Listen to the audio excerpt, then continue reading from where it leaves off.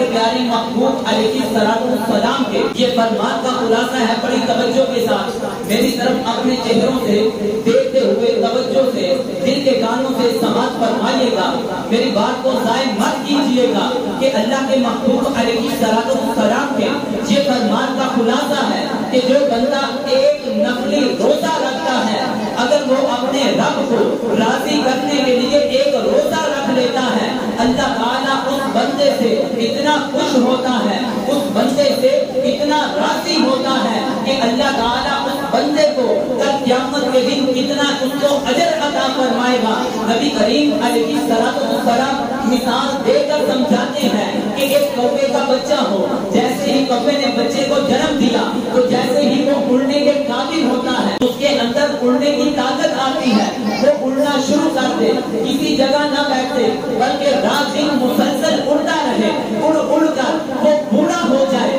ذرا اندازہ تو لگاؤ تو کتنا سفر کرے گا.